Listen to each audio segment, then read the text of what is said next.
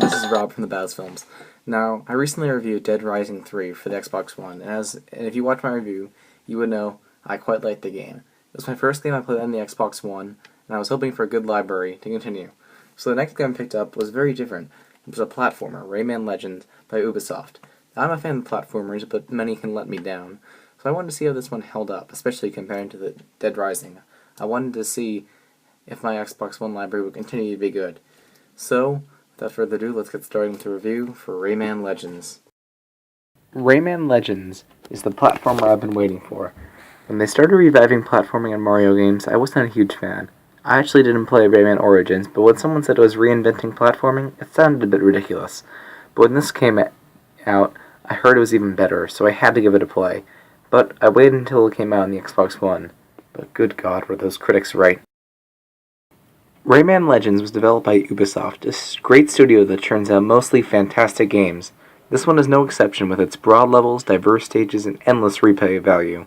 It is truly one of the best platformers ever made in my eyes. There is a story here, but it is not that essential for playing the game.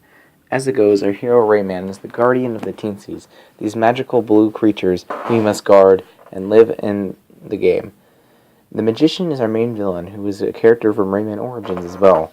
He is back in this one and is split into 5 different dark Teensies, and have captured all the Teensies, which Rayman must save. Rayman's goal is to stop the 5 dark Teensies and save all the regular Teensies to beat the game. The story is comprehensive, but since this is a game made mainly for children, it is very small and short, and is told mainly in funny little cartoons that happen during the game. Almost no dialogue at all is said, except for the cute little teensy language. But, despite that, it works, and is a nice little thing to enjoy as you go through the marvelous gameplay, which I'll get to right now. There are 2 words that I would use to describe the gameplay: fun and smooth. It is made so well, and has crafted so carefully, that when you mess up, you know it's your own fault, and not the game's.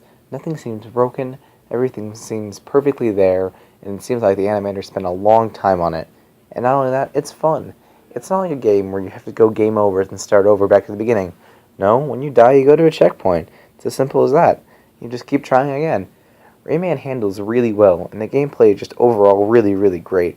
Like I said, it's a great platformer and handles really well. With this game, I hadn't played a platformer in quite some time. I was fairly rusty when I started the game and died frequently. But the game starts out fairly easy and welcoming to newcomers, so you can get adjusted to its playstyle before the difficulty picks up. I also like that although you die, there's never a game over per se. You just keep going back to a checkpoint until you figure out what you did wrong, which is nice. Game overs always frustrated me in old platformers. As you can see from the gameplay footage, the art is also amazing. It's 2D but not constrained by being a certain amount of bits. It's just awesome to look at. Also, although it is not necessary, the game has a lot of collecting and is good for completionists. There are 10 hidden Teensies in each level, and there are a lot of levels. Also, depending on the points you get and the Teensies you save, you can unlock many cool things like new characters or even levels from Rayman Origins. They're not pointless little things to collect, as there is a lot of meaning, because you can get some cool things with them. One complaint with the game. There is a little frog named Murphy who will occasionally help you out in some areas. In these levels, you'll need to press B for Murphy to cut things or pull things, and things like that. But sometimes there's a lot going on, so you'll have to do a lot of mid-air jumps while moving and fighting as you press B to tell Murphy to cut something, and you die a lot in these levels. It seems like they're not broken, but they could have used some fixing. But that really is my only complaint with this game. It really is amazing. If I only touched up on that, it would be better. But it is a complaint because there are a lot of Murphy levels, and most of them feature this problem. I think this game is amazing. I recommend it to everyone, even if you aren't a fan of platformers. It's so great and just shows you how platformers truly should be made. It has beautiful art, great gameplay, and even a fun little story to go along with it. It's just perfect, and except for one little flaw, I think it's great. So overall, I'm going to give this game a 9 out of 10. It continues my great Xbox One library, and I hope it keeps it up. Next week, or not next week, but next time, I'll be reviewing Wolfenstein: The New Order. Very different game from Rayman Legends, but hopefully I'll enjoy it just as much. Thank you, please like and subscribe, and I'll see you later.